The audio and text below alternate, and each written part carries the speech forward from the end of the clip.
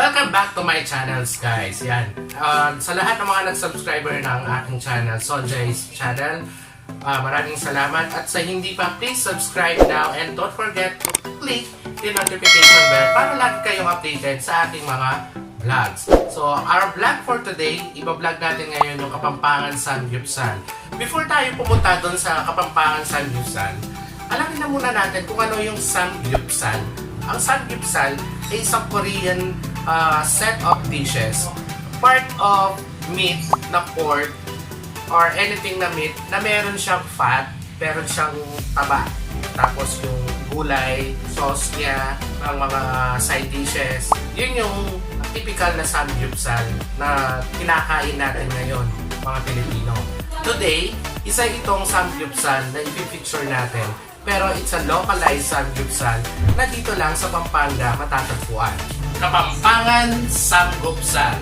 Ang Kapampangan Samgyupsal, guys, ito'y pangmasang pagkain ng mga Kapampangan. Kasi naman, ang mga sangkap nito is makukuha lang or mabibili mo lang sa mga palengke.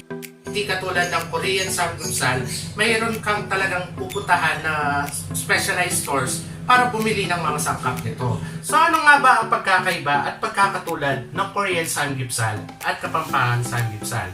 So sa Korean Samgyupsal, pork or beef yung ginagamit na meat. Tapos meron tayong gulay and sobrang dami ng side dishes. So while Kapampangan, guys, fish lang, tapos meron ka lang ng mga vegetables, tapos yung buro. Pwede mo nang iset ang iyong Kapampangan Samgyupsal. Hindi matatawag na Samgyupsal yan kung wala kang sauce. Anong ginagamit ng mga Kapampangan? Buro or tagilo. Sa English, yung fermented rice base. Sa history pa noon pa meron na pamilyar ito at common ito sa mga Asian countries. Sa Malaysia, sa Vietnam, sa Thai, even Korea, meron silang mga fermented rice-based dishes. So sa atin, commonly and very popular ito mga dishes na to dito sa aming province, sa Pampanga. Well, kasi naman, Pampanga is considered a culinary capital of the Philippines. So, kahit anong mga dishes, kahit anong mga name it, mga recipes, meron ang Pampanga. Traditionally, historically, and heirloom meron kami. So, ito, masasabi nating heirloom recipe, guys. So, yun yung tinatawag natin na hinukay pa sa lupa. Yes, correct, guys. Kasi, ang buro, lalo na sa Kandaba, nilalagay yan sa mga malaking banga or tapayan yung tinatawag. Tapos nilalagyan ito ng rice, tapos yung fish. Kadalasan mga hito, tilapia, dalag. Yan yung mga ginagamit nila para doon sa fermented rice base na buro. So dito, guys, ang gamit namin yung dalawa, yung hipon at saka yung asan or fish. Sa buong mundo, guys, meron tayong more than 5,000 na fermented dishes. So, isa lang to ang fermented fish na sa buong mundo na kinakain ng tao. Well, what's in it, guys? Ano bang nasa loob na fermented rice base? So, ang fermented kasi, fermentation process, meron niyang phytochemicals na naglalaro sa loob ng fermentation stage. And it produces several of vitamins and amino acids. Lalo na, ito ay probiotic. Isipin nyo na lang, guys, yung mga iniinom natin na probiotic, yan nakakabuti sa ating digestive system. Ganon din ang mga fermented dishes, mga recipes, like yung buro. So, ang kailangan natin sa Kapampangan Samgyupsal, guys, fish. So, kung ano, anything na fried na fish is the best. Mga veggies. Of course, syempre, pinaka-importante yung buro. So, yung tagilo. Well, for now, guys, sa vlog natin, ang gagamitin natin yung burong asan of SONJAI'S GARAPON. Merong ito dalawang variants. Merong classic, which is sa garlic siya naluto. And then, we have also this burong asan, spicy flavor. So, guys, alam na, may hanghang, may sipa. So, guys, magluluto na tayo ng burong asan of SONJAI'S GARAPON. So, ano yung mga kailangan natin?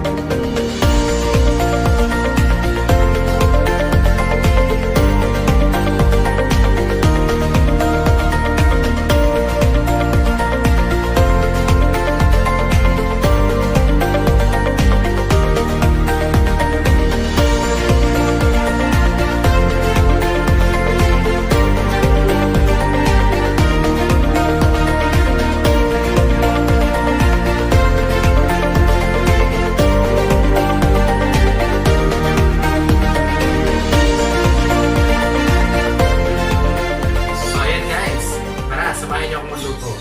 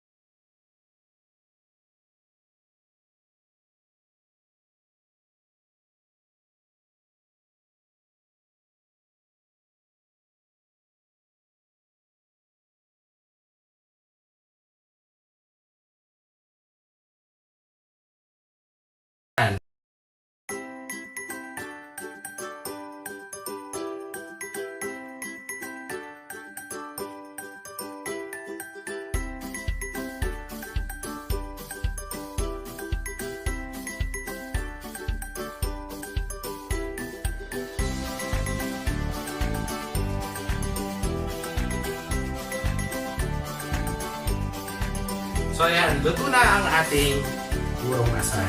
So ito siya guys. So yan, naghihintay na lang siya ng ipa-partner natin.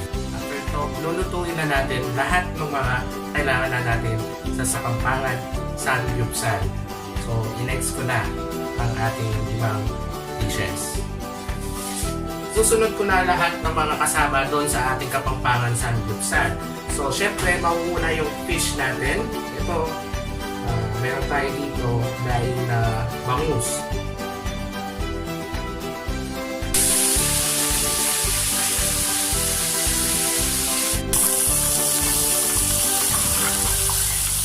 So yung mga gulay guys, nagagamitin natin yung talong, yan kasama dun sa ipo-fry natin. Pero yung okra at saka yung ampalaya, yun naman ibo-boil natin siya.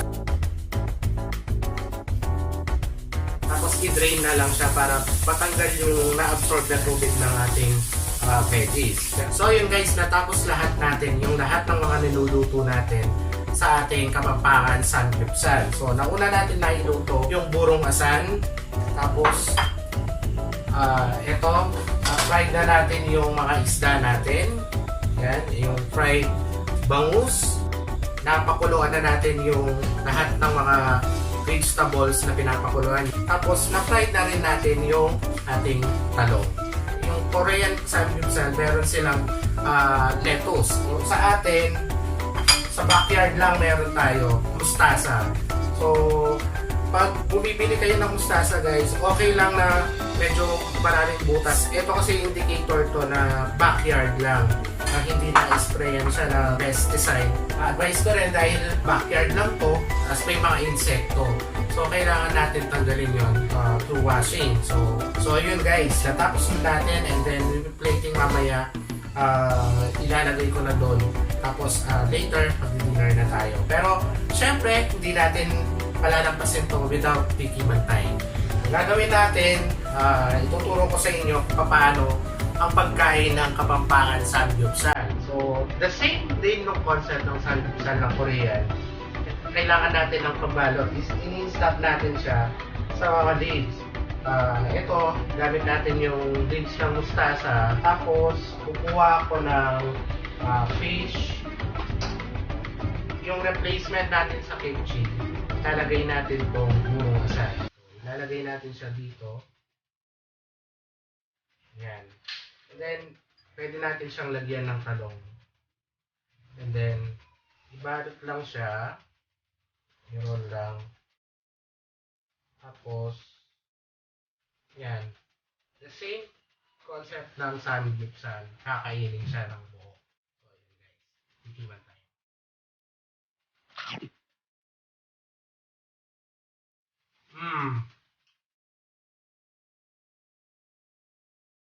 Mas masarap pa siya sa Korean Samgyupsal. So, yung blend ng burong asan na nakastop doon sa mustasa. Tapos yung fried fish, nagbe-blend lahat yung lasa.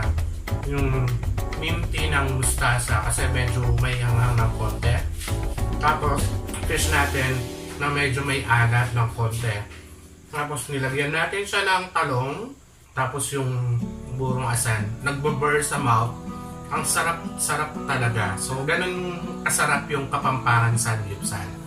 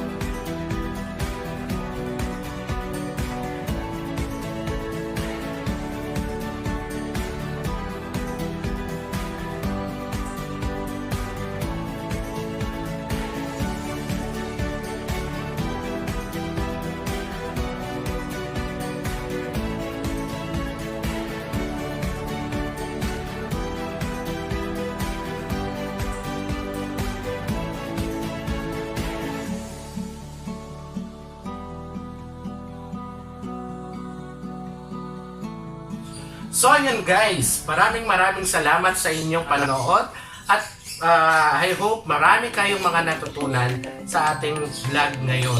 So better na tagkilikin muna natin kung ano yung nasa atin bago tayo tumangkilik sa iba. So guys, maraming salamat sa panonood and don't forget to subscribe my channel, SONJAI'S channel, at pindutin lang ang notification bell para maging updated kayo sa ating mga vlogs. So, see you guys!